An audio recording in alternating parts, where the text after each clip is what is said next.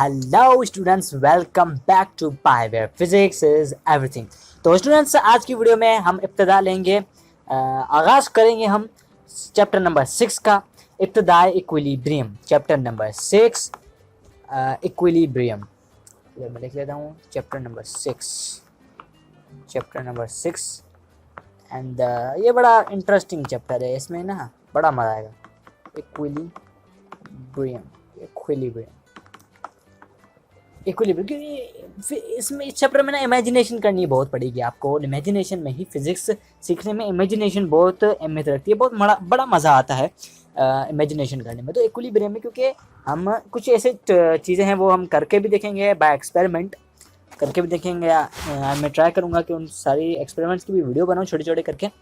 तो इक्विलिब्रियम, अब इक्विलिब्रियम को समझने पहले, इक्विलिब्रियम फॉर एग्जांपल एक दीवार है, इसके छोटी छोटी ईंटें हैं, तो दीवार समझने से पहले, पूरी दीवार को समझने से पहले हमें इन ईंटों को समझना पड़ेगा कि ये ईंटें क्या है। फॉर एग्जांपल ये ईंट है टॉर्क, ये ईंट है फोर्स, ये ईंट है parallel force and vice versa, और ये है सेंटर ऑफ ग्रेविटी। तो पूरी दीवार को समझने से पहले हमें छोटी छोटी टर्म्स को समझना पड़ेगा, ये होती क्या है। इसलिए मैं हमेशा ट्राई करता हूँ कि जब भी कोई न्यू चैप्टर स्टार्ट करूँ तो सबसे पहली वाली वीडियो में, इंट्रोडक्शन वाली वीडियो में बेसिक सारी चीज़ें आपको सिखा दूँ, यहाँ आपको पढ़ा दूँ।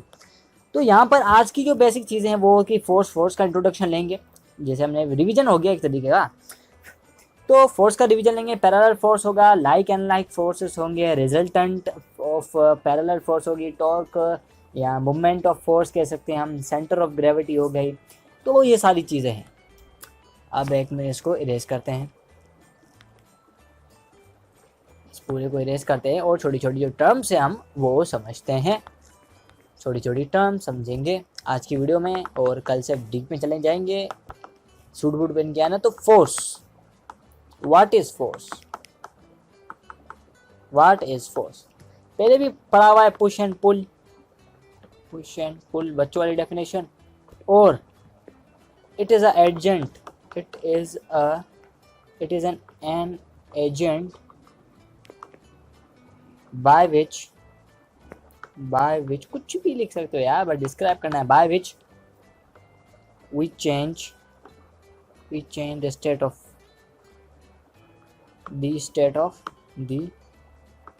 of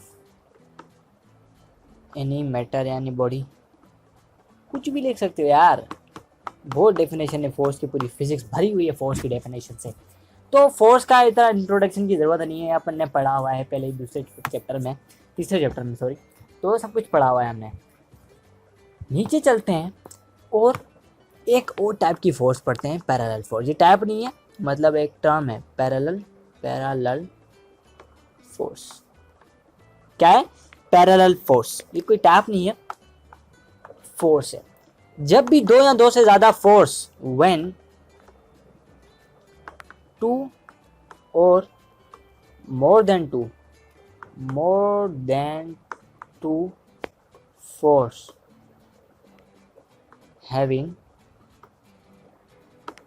having same direction जिनकी सेम हो, and having same direction and same magnitude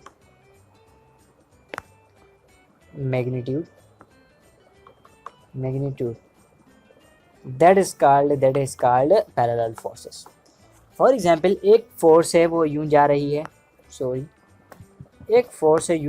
है, एक मिनट में बना लेता हूँ इधर, इस तरफ जा रही है। दूसरी फोर्स भी इस तरफ जा रही है। ये दोनों आपस में पैरेलल है। पैरेलल मतलब कोई भी ऐसी चीज़ें, कोई भी ऐसी लाइंस, कोई भी ऐसा वेक्टर जो कि आगे चलकर कहीं भी ना मिले। ये इनका जो डिस्टेंस है बीच में, वो इस जगह भी सेम हो और आगे चलकर हर जगह इनके जो बीच का डिस्टेंस है वो सेम हो, ना ही डिस्टेंस बढ़े और ना ही डिस्टेंस घटे। That is called parallel. तो जब भी कोई दो या दो से ज़्यादा फोर्स जिनका डायरेक्शन सेम हो और मैग्नीट्यूड सेम हो और वो दोनों आपस में पैरेलल हो, दो से ज़्यादा वो सब आपस में पैरेलल हो, that is called parallel force. Parallel force. अब वो किस डायरेक्शन में भी लग सकती है, यूं लग सकती हैं, यूं लग सकती हैं, नीचे की तरफ लग सकती हैं, लेकिन शर्त यह है कि इनकी जो डायरेक्शन है वो सेम होनी चाहिए। डायरेक्शन सेम होनी चाहिए तभी तो वो पैरेलल होंगी। अब दो टाइप की पैरेलल फोर्सेस है, दो टाइप की पैरेलल फोर्सेस है, लाइक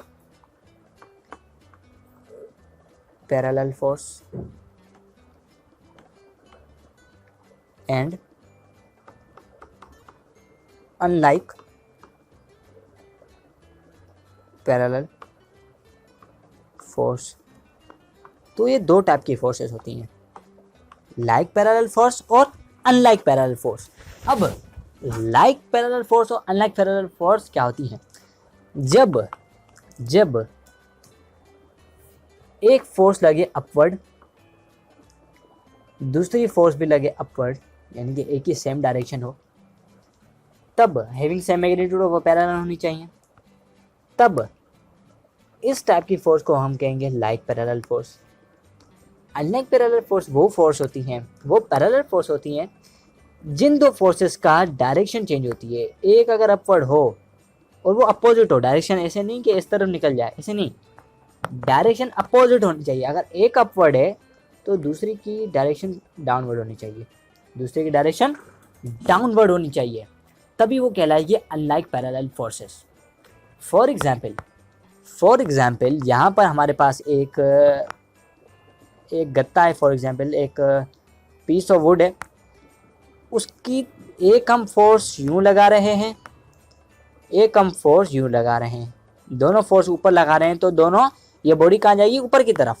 लेकिन कुछ ऐसी सिचुएशन रखो, लेकिन जो फोर्स है, एक फोर्स ऊपर की तरफ लग रही है और दूसरी फोर्स डाउनवर्ड की तरफ लग रही है, तब ये क्या होगी, अनलाइक पैरेलल फोर्स होगी। क्या होगी, अनलाइक पैरेलल फोर्स कहलाएगी। अब यहाँ पर मैं थोड़ा रिजल्टेंट इनका बता दूं कि रिजल्टेंट कैसे निकाला जाता है इन फोर्सेस का। अब यहाँ पर रिजल्टेंट ऐसे निकाला जाता है कि आर रिजल्टेंट फोर्स, जो रिजल्टेंट फोर्स होगी वो होगी F1 plus F2 and so on, यानी कि जितनी भी फोर्सेस होगी उनका सम करो तब वो कहलाएगी रिजल्टेंट फोर्स। लेकिन अनलाइक पैरेलल फोर्स में ये होता है कि R is equal to F1 minus F2, यानी कि जो बड़ी फोर्स होगी उसमें से छोटी फोर्स को माइनस कर दो तो हमें क्या मिल जाएगा, रिजल्टेंट फोर्स। रिजल्टेंट फोर्स मतलब यहाँ पर अनलाइक में रिजल्टेंट फोर्स का मतलब ये है कि बड़ी फोर्स को छोटी फोर्स से माइनस कर दो और जो बची कुछ जो हमारे पास फोर्स होगी वो रिजल्टेंट फोर्स कहलाएगी। यहाँ पर लाइक पैरेलल फोर्स में इनका सम होगा और जो फोर्स हमें मिलेगी वो कहलाएगी रिजल्टेंट फोर्स। तो ये था लाइक फोर्स और अनलाइक पैरेलल फोर्सेस। ये वीडियो आई थिंक मे भी छोटी भी हो सकती है क्योंकि इसमें सब चीज़ें इंट्रोडक्शन है। अब चलते हैं हमारे आई थिंक चैप्टर नंबर 4 था। यहाँ पर एक बॉडी है वो रोटेट कर रही है। क्या कर रही है, रोटेट कर रही है। अपने किस पर, अपने बलबूते पर नहीं, अपने एक्सिस पर। हमारी जो अर्थ है वो भी क्या करती है, अपने एक्सिस पर रोटेट करती है। इसीलिए इसी को हम क्या कहते हैं, एक्सिस ऑफ रोटेशन। कोई भी बॉडी अपने एक्सिस पर, अपने बीच पर रोटेट करे उसको हम क्या कहते हैं, एक्सिस ऑफ रोटेशन। ये सारे टर्म्स याद रखना, ये कल वाली वीडियो में सब काम आएंगी। एक्सिस ऑफ रोटेशन, एक minute, axis of rotation, axis of rotation, axis of rotation, ये सारी चीज़ें कल वाली चीज़ें पर कल वाली वीडियो में बहुत काम आएंगी। अब बात करते हैं टॉर्क और moment of force. Torque of momentum of force. Torque क्या होती है और moment of, I think video छोटी हो जाएगी। Torque, what is torque? Torque को समझने से पहले कपल ऑफ फोर्स को समझ लेते हैं। Couple of force, couple of force का मतलब होता है एक चीज पर अनलाइक पैरेलल फोर्सेस काम करें। अनलाइक पैरेलल फोर्सेस मैंने क्या बताया, एक फोर्स ऊपर की तरफ काम करे, एक फोर्स एक डायरेक्शन में, दूसरी फोर्स दूसरी डायरेक्शन में। एक फोर्स इधर तो दूसरी फोर्स इस तरफ। तो जब एक फोर्स आप इस तरफ लगाओगे ऊपर वाली तरफ और एक फोर्स नीचे वाली तरफ लगाओगे, तब हमें क्या मिलेगा देखने के लिए कि ये जो बॉडी है, ये जो कोई भी हमारे जो वुड का जो पीस है फॉर एग्जांपल, वो अपने एक्सेस पर रोटेट करेगा। यानी कि ये चीज़ जाएगी इस तरफ और जो ये चीज़ होगी जाएगी इस तरफ। कार की स्टीयरिंग की एग्जांपल ले लो। जब आप कार का स्टीयरिंग, आप नहीं जिसके पास गाड़ी है सिविक वाले, जब वो गाड़ी को स्टीयरिंग घुमाते हैं, तब गाड़ी का बीच वाला हिस्सा अपनी जगह पर होता है। स्टीयरिंग का जो पोंपो वाला हिस्सा होता है, हॉर्न वाला हिस्सा, वो अपनी जगह पर होता है। लेकिन उसके साइड वाला जो हिस्सा होता है वो आप हाथ से घुमाते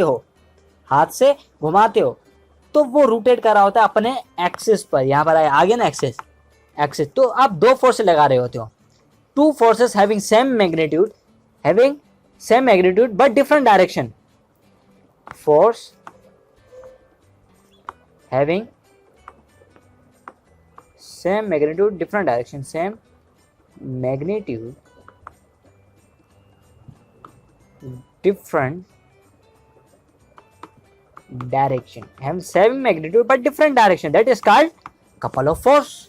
बस यही तो है couple of force। अब समझते हैं टॉर्क क्या है। दरवाजा लो पहले, इधर दरवाजा बना लिया अपन ने ऐसे, ये रहा इसका कुंडा। जब हम दरवाजे को खींचते हैं बाहर की तरफ, दरवाज़ा निकलता है का बाहर की तरफ। खुल गया ये दरवाज़ा, सही है ना, ये दरवाज़ा खुल गया। अब यहाँ पर कपल ऑफ फोर्स ने काम किया, लेकिन सिर्फ एक फोर्स ने, जिस फोर्स को हम कहते हैं टॉर्क। कुछ समझ नहीं आया होगा अभी, मैंने बड़े गंदे तरीके से समझाया। अभी एक फोर्स किसी भी चीज़ पर लगे, उस चीज़ का एक सिरा, एक एंड फिक्स्ड होना चाहिए,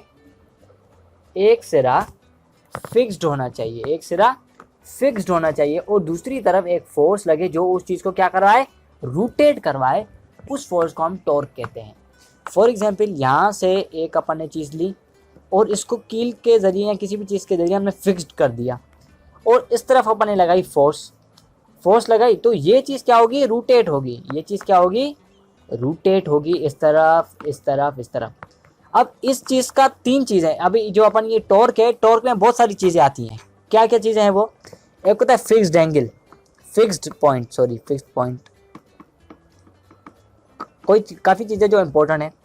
एक होता है फोर्स, एक होता है ये एंगल। ये जो एंगल बना है, एंगल काम का है। और चौथी चीज जो कि सबसे इंपॉर्टेंट है, जिस चीज के बिना टॉर्क हो ही नहीं सकती, वो है इसका मोमेंट आर्म, यानी कि length of the object. Moment arm उसको बोलते हैं, मोमेंट आर्म मतलब हाथ, किसी भी चीज का हाथ। तो मोमेंट